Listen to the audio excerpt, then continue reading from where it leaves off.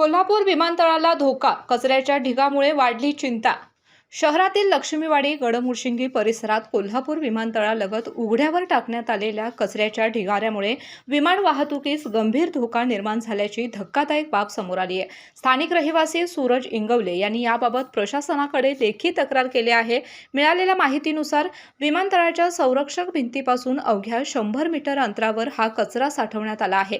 भारतीय वायुयान अधिनियम 2024 नुसार विमानतळाच्या 10 किलोमीटर परिसरात अशा प्रकारे कचरा टाकण्यास स्पष्ट मनाई आहे. या कचऱ्यामुळे परिसरात पक्ष्यांचा मोठ्या प्रमाणावर वावर वाढला असून त्यामुळे विमानांना बर्ड हिटचा धोका निर्माण झाला आहे. याशिवाय रात्रीच्या वेळी अज्ञात व्यक्तींमार्फत कचऱ्याला आग लावण्याच्या घटना घडत आहेत. त्यामुळे निर्माण होणारा धूर थेट रनवे आणि लँडिंग क्षेत्रात पसरत असून वैमानिकांच्या दृश्यमानतेवर परिणाम होत असल्याची भीती व्यक्त केली जात आहे. विशेष म्हणजे या समस्येबाबत वारंवार माध्यमांमध्ये बातम्या येऊनही विमानतळ प्राधिकरण आणि स्थानिक प्रशासनाकडून कोणतीही ठोस कारवाई करण्यात आलेली नाही, असा आरोप देखील नागरिकांच्याकडून करण्यात येतोय.